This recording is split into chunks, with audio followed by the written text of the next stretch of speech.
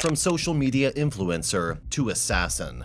The story of Jose Rodrigo Arechiga Gamboa, better known as El Chino Antrax, is one of the most fascinating tales of the drug cartel world. Imagine, from posting on social media with luxury cars and weapons, to one of the most feared hitmen of a powerful drug trafficking organization. That's the story of El Chino Antrax.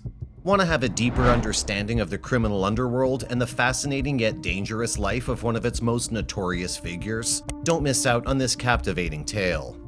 Born on June 5, 1980, Jose Rodrigo Arechiga Gamboa's childhood may have seemed normal and privileged, but there was a constant looming presence that set his life apart from others.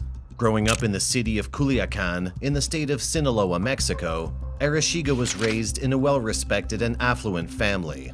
His father held a prominent government position, while his mother was an accomplished academic.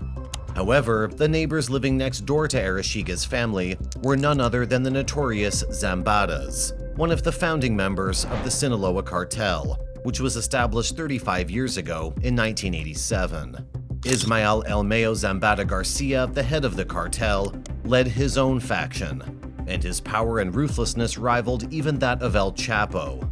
Unlike the latter, who was known for his desire for the spotlight, Zambada preferred to operate in the shadows, making him an even more menacing and feared figure. Growing up next door to such a powerful and dangerous family undoubtedly had a profound impact on Arechiga and his future path. Elmeo Zambada had 3 sons: Vicente Zambada Niebla, Ismael Zambada Imperial, and Serafin Zambada Ortiz. These 3 boys were not just ordinary neighbors to Arechiga, they were his childhood friends. Growing up together, they formed a strong bond that would last for years. The Zambada boys were not ordinary kids, as their father was a drug lord and they were not protected from the drug trade. Arechiga did not know that his association with the Zambada family would play a significant role in his life later on, as he showed no indication of following in the footsteps of his childhood friends.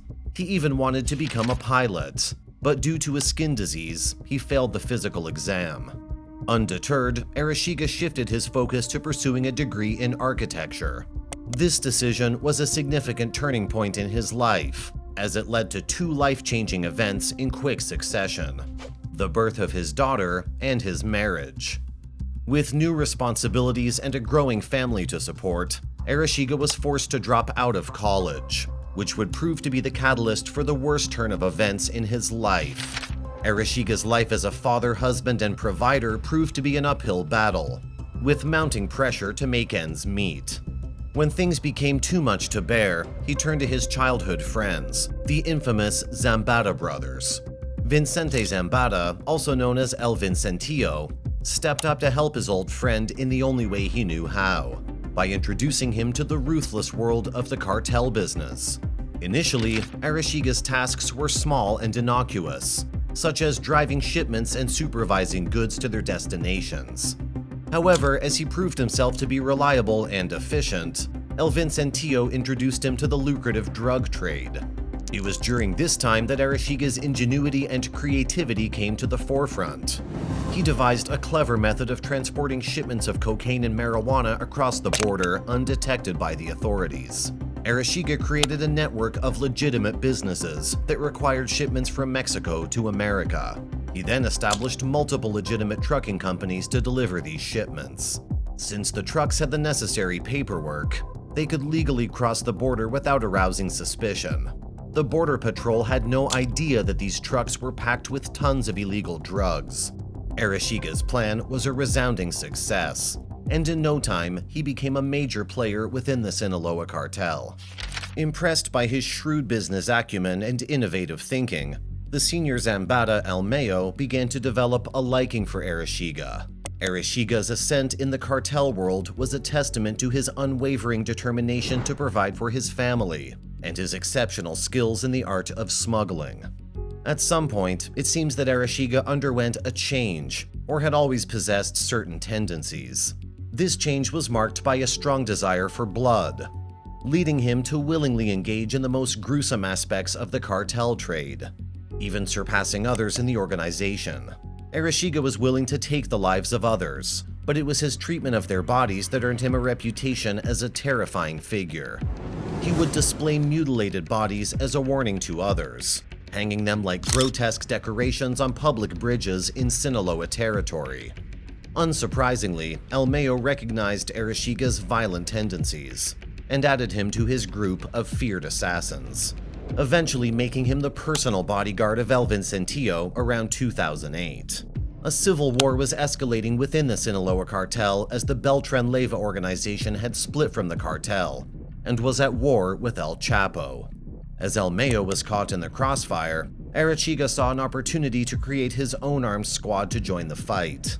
He formed Los Antrax, named after a deadly bacteria, and recruited members including his right-hand man El Sargento Phoenix, L2, and Chino Antrax, among others.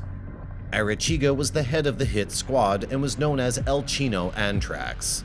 Their main tasks were to protect El Mayo Zambada and to eliminate anyone who crossed their paths, which practically included anyone. During the 5-year period of endless violence, Los Antrax created chaos in Sinaloa, and Arechiga transformed into a ruthless monster. Whenever they clashed with the Beltran Leyva, both sides suffered casualties, including innocent civilians. The Mexican army eventually joined the conflict and targeted both factions, while rival cartel members began to take out members of Los Antrax. Arechiga started to enjoy the spotlight and became a social media influencer, flaunting his wealth on social media. He made millions from the cartel and spent it on luxury cars, yachts, watches, and houses. However, his leadership began to appear shaky to El Mayo as Los Antrax suffered several blows, including the death of one of its leaders, Pancho. As Arechiga sought revenge, violence erupted in different cities in Sinaloa, with bodies hanging from bridges and civilians shot dead on playgrounds. Despite his efforts to hide his identity, Arechiga's signature Los Antrax ring was visible in every social media post, which ultimately led to his downfall. Security agencies worldwide picked up on his story and found a way to catch him. On December 31, 2013, after killing the leader of the Tijuana cartel a few months earlier, Arechiga went on vacation.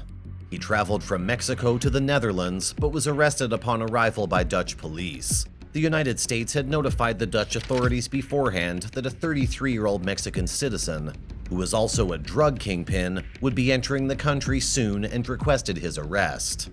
However, Arechiga was using a false identity, that of a deceased individual, and had altered his appearance with plastic surgery and a beard. It was only his Los Antrax ring, which he had kept on his finger, that allowed the authorities to eventually identify him. On July 10, 2014, Arechiga was extradited to the United States, and the next day he was charged with drug-related offenses. Initially, he pleaded not guilty, but after several court hearings, he changed his plea. On March 20, 2015, he confessed to facilitating violent activities and smuggling cocaine and marijuana into the US while working for the Sinaloa Cartel. His sudden change of heart raised suspicion, and questions were asked about whether he was coerced or offered a deal by prosecutors. The answer became clear when he was sentenced to only 6 years in prison and 5 years of probation.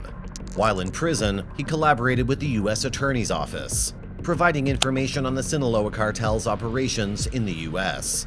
His collaboration was so useful that it significantly impacted the Sinaloa Cartel's operations. Meanwhile, El Mayo and others in Mexico knew that their once trusted associate had turned into an informant. On March 3, 2020, Arechiga was released on parole and placed under house arrest in California. However, a few months later in May, he violated his parole and returned to Culiacan to live with his sister and her husband. 10 days later, gunmen invaded their home and shot and tortured Arechiga, his sister, and her husband. Their bodies were found in a black SUV, wrapped in cloth, with their heads covered in plastic bags. The motive behind the attack on El Chino Antrax was unclear, with some speculating that it was revenge from the Tijuana cartel for his assassination of their leader, while others suspect remnant members of the Beltran Leyva. However, the fact that the attack occurred deep in Sinaloa territory meant that it was unlikely to have happened without El Mayo or senior members of the cartel knowing about it. In the months after the attack, with no reprisals or revenge from the cartel for the killing of one of their top sicarios, it became evident that El Mayo must have ordered or allowed the killing. El Chino Antrax was viewed as a traitor who had betrayed the cartel, an unforgivable offense in the world of crime. Still, the question is why Arechiga chose to leave the safety of his parole in the US to return to Sinaloa, where he knew he was not wanted.